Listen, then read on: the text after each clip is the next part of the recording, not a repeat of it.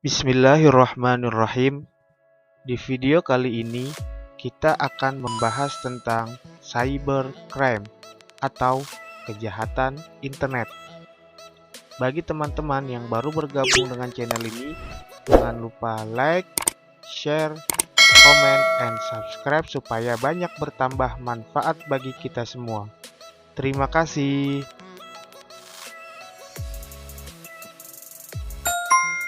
Cybercrime adalah kejahatan dunia maya, salah satu jenis kejahatan yang meningkat di tengah pandemi akibat perubahan gaya hidup masyarakat yang serba online.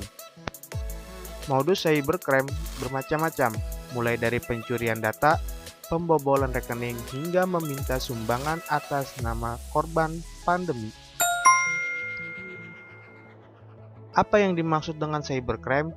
Yaitu adalah tindakan ilegal yang dilakukan pelaku kejahatan dengan menggunakan teknologi komputer dan jaringan internet untuk menyerang sistem informasi korban. Misalnya, melakukan hack sosial media, membobol perangkat teknologi serta data korban, lalu kemudian menyikat habis saldo rekening ataupun kartu kredit korbannya.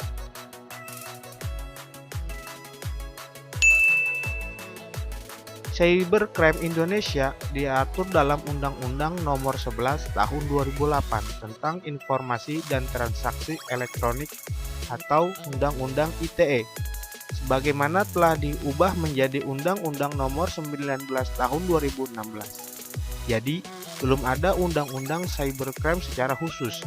Cybercrime termasuk dalam kategori perbuatan yang dilarang dalam Undang-Undang ITE.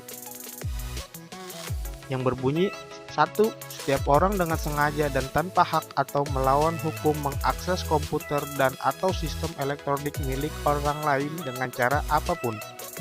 Kedua, setiap orang dengan sengaja dan tanpa hak atau melawan hukum mengakses komputer dan atau sistem elektronik dengan cara apapun dengan tujuan untuk memperoleh informasi elektronik atau dokumen elektronik. Yang ketiga, setiap orang dengan sengaja dan tanpa hak atau melawan hukum mengakses komputer atau sistem elektronik dengan cara apapun dengan melanggar, menerobos, melampaui, atau menjebol sistem pengamanan. Nah, itulah bunyi Undang-Undang ITE tentang cybercrime. Nah, salah satu kejahatan cybercrime yang pertama yaitu adalah phishing. Apa itu phishing? Phishing adalah contoh cybercrime untuk melakukan penipuan dengan mengelabui korbannya. Umumnya, aksi kejahatan ini dilancarkan melalui email maupun media sosial lain, seperti mengirimi link palsu, membuat website bodong, dan sebagainya. Tujuannya yaitu mencuri data penting korban, seperti identitas diri, password, kode PIN, kode OTP, pada akun-akun keuangan seperti mobile banking, internet banking, pay later, dompet digital, sampai dengan kartu kredit. Kejahatan yang kedua yaitu kejahatan carding. Carding adalah jenis kejahatan dunia maya yang dilakukan dengan bertransaksi menggunakan kartu kredit milik orang lain. Jadi, setelah mengetahui nomor kartu kredit korban, pelaku kemudian berbelanja online dengan kartu kredit curian itu. Nomor kartu kredit tersebut dicuri dari situs atau website yang tidak aman. Bisa juga diperoleh dengan cara membeli dari jaringan spam atau pencurian data. Selanjutnya, data kartu kredit itu disalahgunakan oleh carder, sebutan bagi pelaku yang kejahatan carding.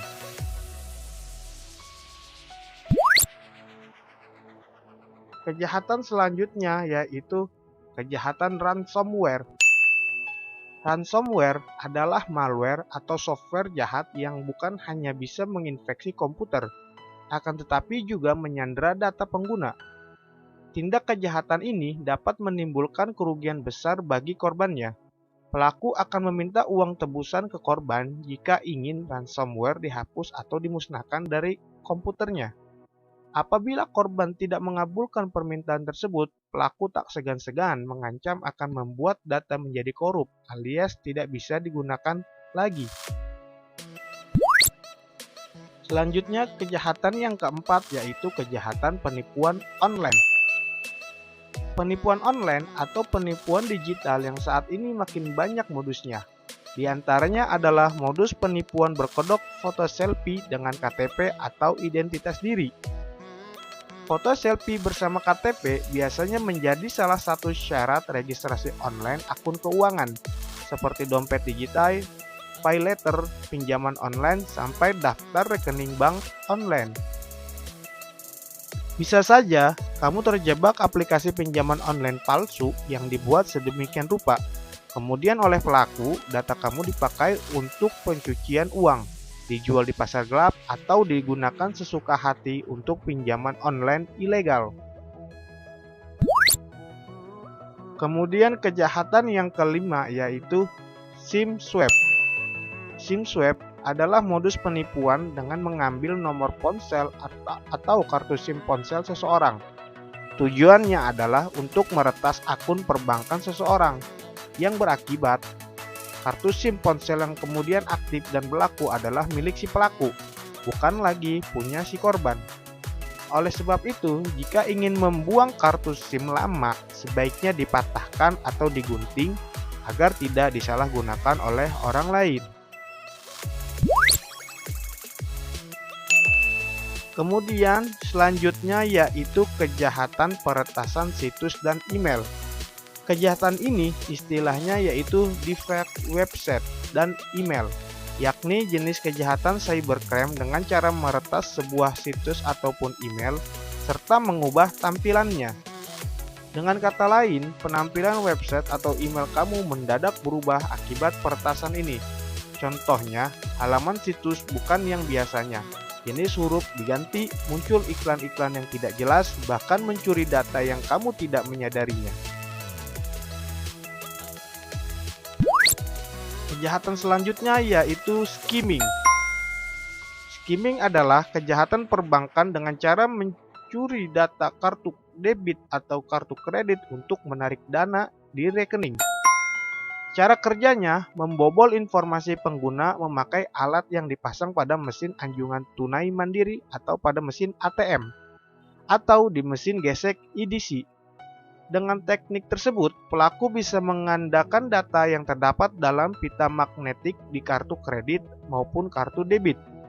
Kemudian memindahkan informasi ke kartu ATM kosong. Akhirnya, pelaku bisa dengan mudah menguras saldo rekening nasabah.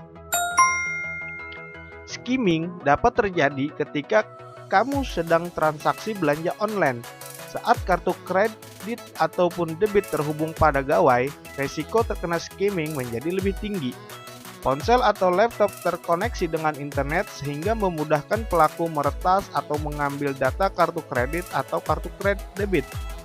Terlebih jika menggunakan koneksi WiFi publik. Jadi, pastikan setiap transaksi online pakai jaringan internet pribadi untuk menghindari kejahatan skimming tersebut.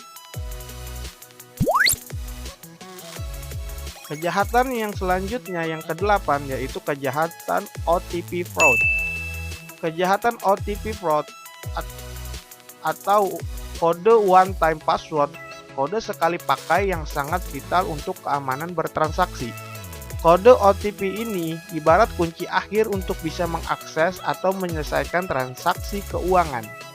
Jika kode 6 digit ini sampai diketahui oleh orang lain, bisa sangat berbahaya. Saat ini, marak kejahatan pencurian kode OTP atau OTP fraud.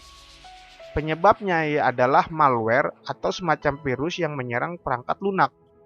Penyebab lainnya bisa juga melalui aplikasi social engineering seperti via telepon, SMS, email. Contohnya lewat call center palsu. Kita bisa kehilangan kode OTP kita. Jadi harus diwaspadai. Kejahatan selanjutnya yaitu kejahatan data forgery. Data forgery adalah kejahatan dengan memalsukan data atau dokumen penting melalui internet. Biasanya, kejahatan ini menyasar pada dokumen penting milik e-commerce atau perusahaan penyedia situs belanja online. Seolah-olah terjadi salah ketik yang merugikan pengguna atau masyarakat. Kemudian yang ke-10 yaitu kejahatan konten ilegal. Divisi Hubungan Internasional Polri juga menyebut konten ilegal termasuk dalam jenis kejahatan cybercrime. Konten ilegal adalah kejahatan memasukkan data atau informasi yang tidak benar, tidak etis, melanggar hukum, atau mengganggu ketertiban umum. Sebagai contohnya, berita bohong atau fitnah, pornografi, maupun informasi yang menyangkut rahasia negara, propaganda untuk melawan pemerintahan yang sah. Kejahatan selanjutnya yaitu kejahatan cyber teroris. Cyber teroris adalah kejahatan yang mengganggu atau membuat kerusakan terhadap suatu data di jaringan komputer. Pelaku menawarkan diri kepada korban untuk memperbaiki data tersebut yang sudah disabotase dengan bayaran tertentu. Itulah pengertian dari kejahatan cyber teroris. Selanjutnya, kejahatan cyber espionage. Jenis kejahatan cybercrime yang memanfaatkan jaringan internet untuk melakukan kegiatan mata-mata terhadap pihak lain. Dengan memasuki sistem jaringan komputer korban, kejahatan ini biasanya ditunjukkan terhadap saingan bisnis yang dokumen atau data-data pentingnya tersimpan dalam suatu sistem yang computerized. Jadi cyber espionage ini tujuannya adalah memata-matai terhadap pihak lain atau si korban dengan maksud dan tujuan yang tidak baik. Dan penutup, pesan yang bisa kami sampaikan yaitu selalu jaga kerahasiaan data kamu.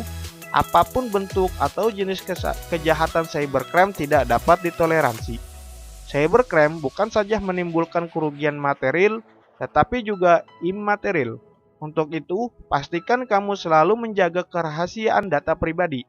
Hindari memposting data pribadi di media sosial, apalagi foto selfie dengan identitas diri. Jadilah pengguna internet bijak dan cerdas agar terhindar dari cybercrime. Terima kasih telah menonton video ini sampai habis. Jangan lupa like, share, komen, and subscribe jika banyak bertambah manfaat bagi kita semua. Terima kasih.